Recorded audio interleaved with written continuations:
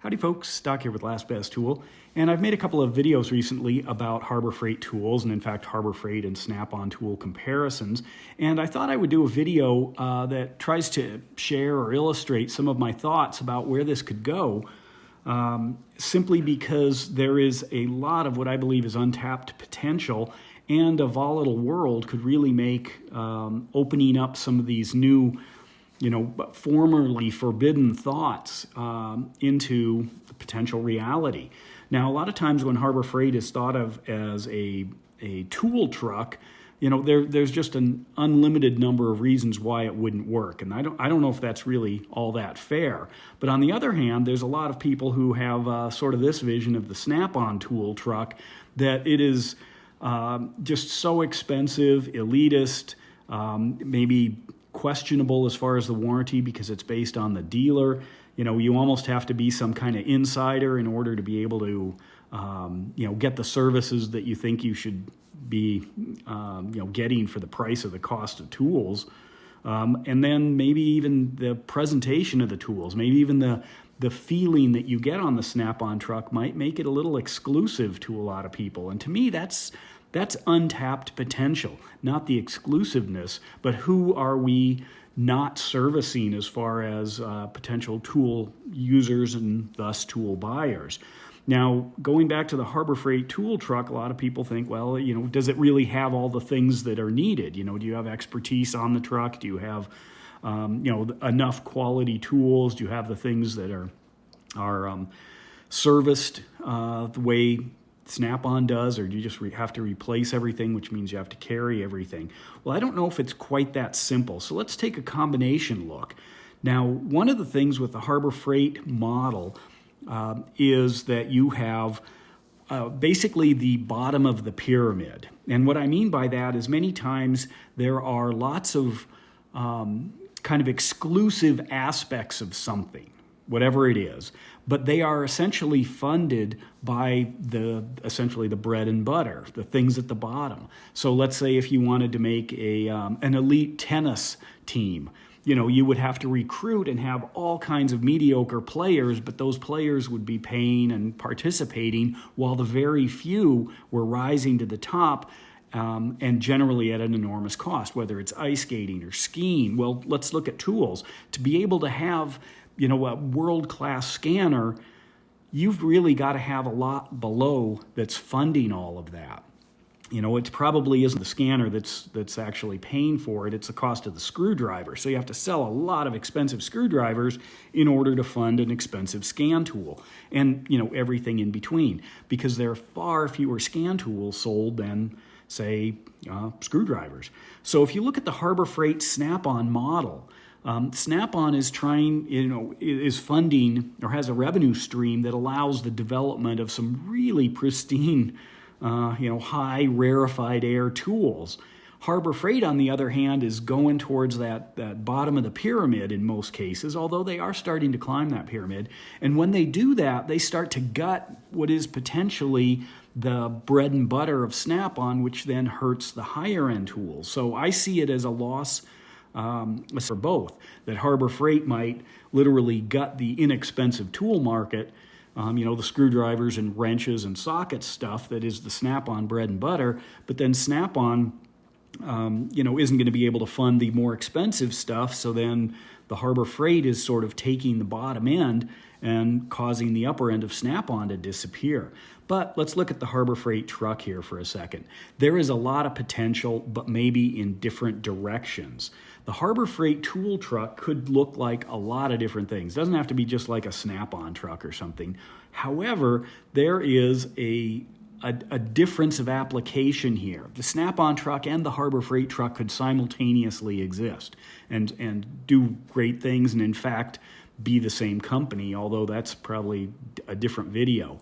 Putting together a Harbor Freight truck doesn't have to be, a big elaborate thing. One of the things is a lot of the Snap-on trucks have to have lift gates so they can move tool storage. Harbor Freight might have something separate. Snap-on tried that, with their rock and roll, but there could be different approaches here. but that also means there could be wildly different approaches here. And what I mean by that is if you start opening things up, it's essentially the sky's the limit. Harbor Freight could really do a lot of things, especially with its bottom line, its revenue. It could try some different stuff. And one thing is, it doesn't necessarily have to be, say a race or a competition directly, because we really have to be careful what we ask for. We don't want to necessarily gut the upper end. We also don't want to lose what might be the feeling or the experience or the opportunity to own what could be the world's best tools. So, gutting Snap-on, we have to be careful. It could fall quickly if, its bread and butter, the screwdrivers and wrenches and sockets, are taken away from it, because it can't survive, I don't believe, on, say, scan tools and very expensive battery tools. So what if we, had a truce here and said, how could we work together and create, a compatible or mutually beneficial arrangement here that will service the tool buying community better?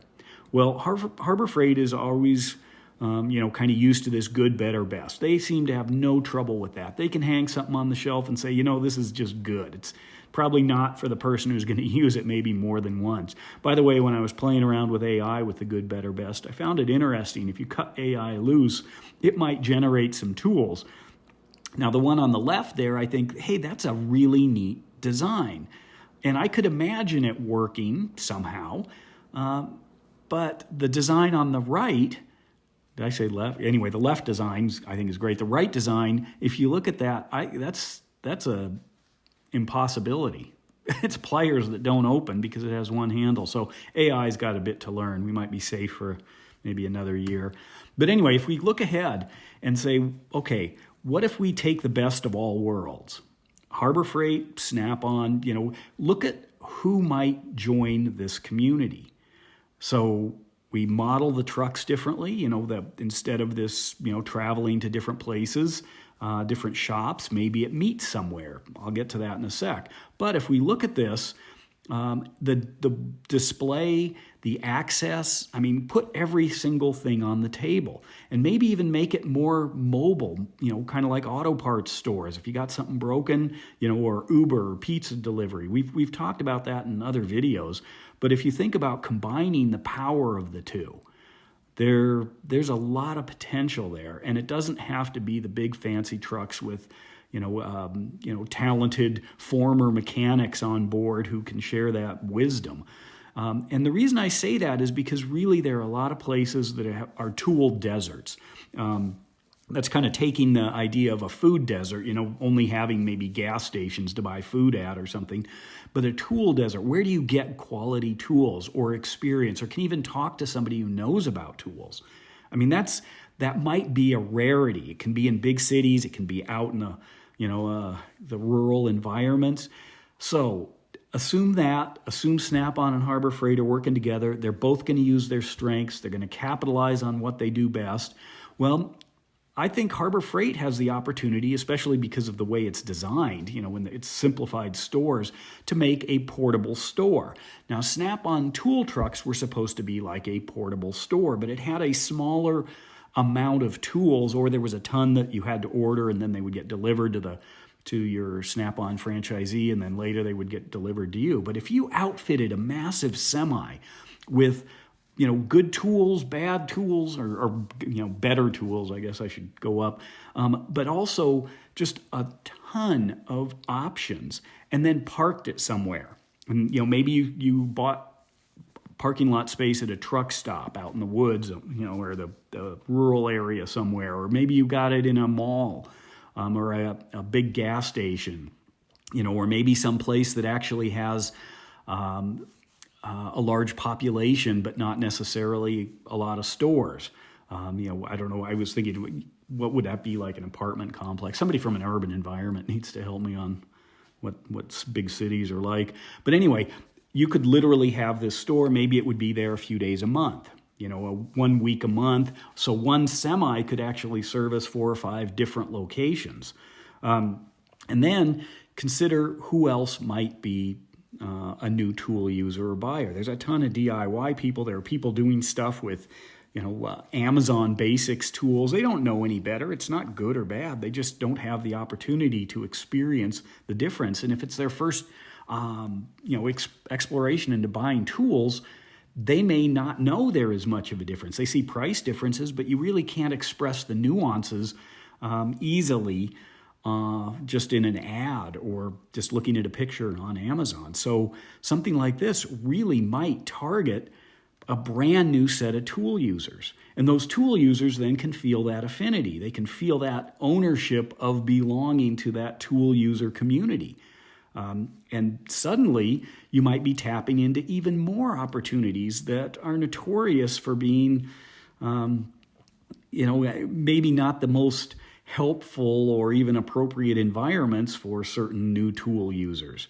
Now, one thing I thought about that I've mentioned before is kind of that ice cream truck tool truck option. And that always was kind of like a toy. What are you going to sell? Some wrenches and screwdrivers and, ice cream, I guess. But if you took that and made it more serious, and yeah, sure, maybe sell ice cream. I mean, Snap-on sells jerky and licorice, so why not? But if you did that and then maybe had a route or a noise, the jingle bells or whatever, route's probably a little more useful, or it was just parked at different places, maybe a city park, maybe a mall, maybe during events at different places. There's just like a food truck, there'd be the tool truck. And you took that a little bit further and tried to make it more professional and had plenty of options, maybe even some demonstrations, things like that. I think it would dramatically increase the number of people who felt comfortable asking questions about tools, buying tools. Obviously, maybe it would work with other tool stores. If this was parked by an Ace Hardware, would it be competing directly with Ace Hardware, or could it also supplement their business, and attract people there? And if we're going to do that, why don't we take it a little further? What about drone delivery?